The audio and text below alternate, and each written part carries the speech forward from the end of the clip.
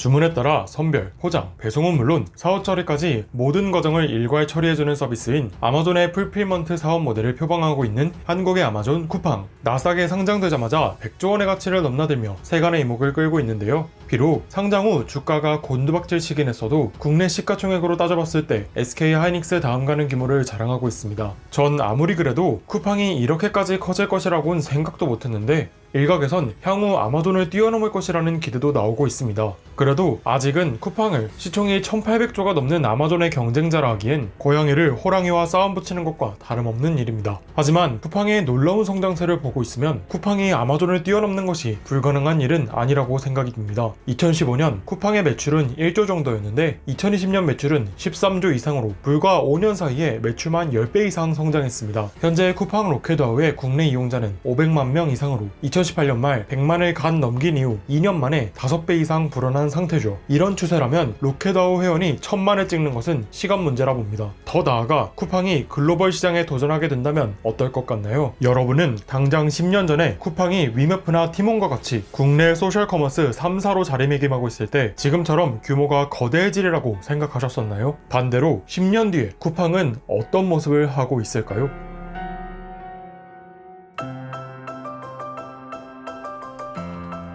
아마존은 명실상부 세계 유통업계 1위라 할 수 있지만 그럼에도 불구하고 아마존이 해내지 못한 것들이 있습니다. 첫 번째로 아마존은 신선식품 배송에서 좋은 성과를 거두지 못했습니다. 그 대신 오프라인 매장 아마존 프레시를 대안으로 내세웠죠. 이에 대해 아마존은 고객이 직접 식품의 신선도를 판별하고 제품을 고르는 과정인 고객 경험을 중시한다며 설명했지만 실패는 실패인 셈이죠. 이에 반해 쿠팡은 로켓 프레시와 새벽 배송으로 국내 시장 점유율을 확고히 다지고 있습니다. 쿠팡은 신선식품 유통시장에 먼저 진입한 마켓컬리보다 3년은 더 늦게 진입한 후발주자임에도 불구하고 더 편리한 시스템과 많은 고객 수를 바탕으로 국내 신선식품 유통업계를 장악하고 있습니다. 애초에 신선식품을 제외한 제품까지 원스톱으로 구매할 수 있는 쿠팡이 마켓컬리보다 경쟁력이 더 뛰어난 건 당연한 일이겠죠. 무엇보다 신선식품 배송은 인프라와 제품 관리가 핵심인데 쿠팡은 축구장 14개 크기의 냉장, 냉동 전용 물류 인프라를 구축하고 인공지능 시스템을 통해 안정적인 재고 관리가 가능한 데다 서울뿐만 아니라 대구, 부산 등 전국에 펼쳐있는 배송망을 바탕으로 타사와는 비교도 안 될 규모의 콜드체인을 구축한 상태입니다.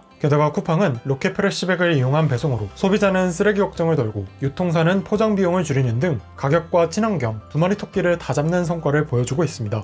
그리고 신선식품 시장은 막대한 적자를 이겨내고 점유율 경쟁을 하는 치킨 게임이다 보니 현재로선 한참 앞서 있는 쿠팡이 승자가 될 확률이 매우 높다 할 수 있죠. 쿠팡이 이렇게 좋은 성과를 거둔 이유는 충성 고객이 많기 때문입니다. 저도 쿠팡의 로켓아웃 회원으로서 로켓프레시를 매주 이용하고 있는데요. 마트가 사라지는 날이 올 수도 있겠다 싶을 만큼 너무 편리해서 충성 고객으로 자리 잡은 지 오래입니다.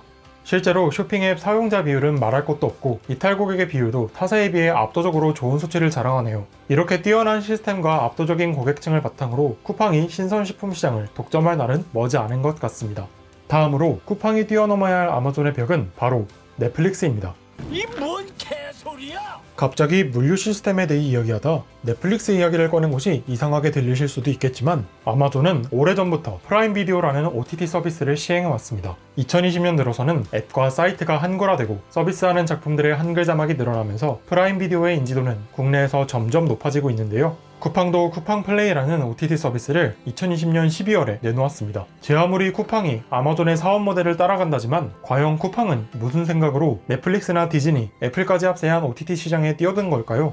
쿠팡은 생각보다 진심으로 OTT 사업에 진입하고 있습니다. 실제로 쿠팡 플레이는 PD, 작가, 편집자 등 OTT 서비스 관련 경력자를 대거 채용하고 있죠. 단지 각종 드라마나 영화의 판권에 매입하는 것에 그치는 것이 아닌 무려 오리지널 콘텐츠를 제작하려는 것입니다. 어플을 직접 써본 결과 아직은 미흡한 단계라 판단되지만 OTT 사업을 활용한 쿠팡의 전략은 뛰어나다 생각합니다. 우선 쿠팡 플레이는 쿠팡의 로켓 와우 회원이라면 모두 무료로 사용 가능하다고 합니다. 월 2,900원에 배송도 무료에 영화도 보고 드라마도 보고 소비자 입장에선 꼭 먹고 알 먹는 개이득 구조인 셈이죠. 이를 통해 쿠팡은 로켓아웃 회원을 이중으로 늘릴 수도 있고 월 2,900원이라는 저렴한 가격으로 기타 OTT 서비스의 가격에 부담을 느낀 소비자들을 자신의 플랫폼으로 끌어들일 수 있을 것입니다. 쿠팡 플레이는 쓸 이유가 있는 플랫폼보다는 안 쓸 이유가 없는 플랫폼으로서 자리하게 되겠죠.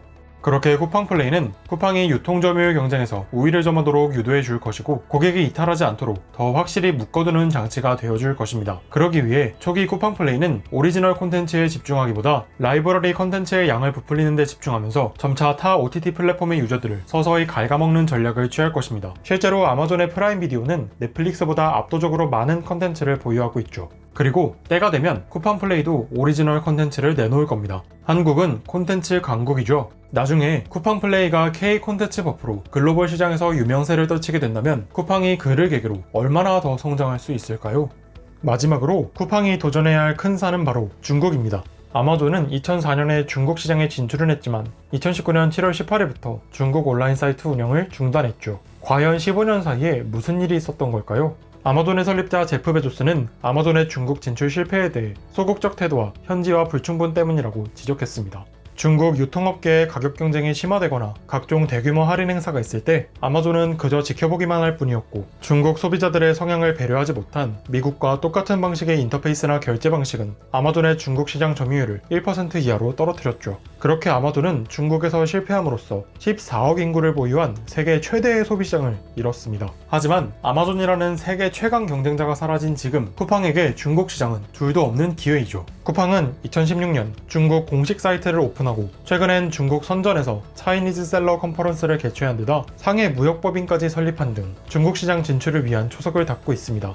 물론 아직은 로켓 찍고 사업 영역을 늘리는 단계이지만 쿠팡의 본격적인 중국 시장 진출은 생각보다 빠를지도 모릅니다. 2016년 쿠팡의 김범석 대표는 인터뷰에서 나중에 해외로 진출할 때는 아마존이나 다른 글로벌 기업들보다 몇 세대 앞선 기술을 가지고 나갈 것이라고 밝힌 바 있죠. 현재 아마존은 인공지능 시스템은 물론이고 물류 자동화 서비스에다 드론 배송까지 실시하고 있습니다. 과연 쿠팡이 이보다 앞선 기술을 선보일 수 있을지 기대 반 의문 반이지만 쿠팡이 기술적 변화에 빠르게 대응하는 것은 사실입니다. 쿠팡은 2017년에 자사의 모든 서비스 시스템을 클라우드로 100% 이전했고 고객 관리나 인재 관리에서도 혁신적인 솔루션을 적극적으로 활용하는 등 디지털 전환 기업의 면모를 확실하게 보여주고 있습니다. 이런 쿠팡의 사업 모델이 중국 시장에 먹히기만 한다면 정말 아마존을 뛰어넘을 수도 있겠네요. 신선식품, OTT 사업, 중국 진출 등 해야 할 것들이 많은 만큼 쿠팡의 성장 잠재력은 높기만 하지만 아직 쿠팡은 그만큼 적자가 심한 자본 잠식 기업이라는 것 유의하여 신중한 투자를 결정하시기 바랍니다. 무엇보다 투자는 본인 몫이라는 것 기억해 주시고 영상이 도움되셨다면 구독과 좋아요, 알림 설정까지 꼭 부탁드립니다.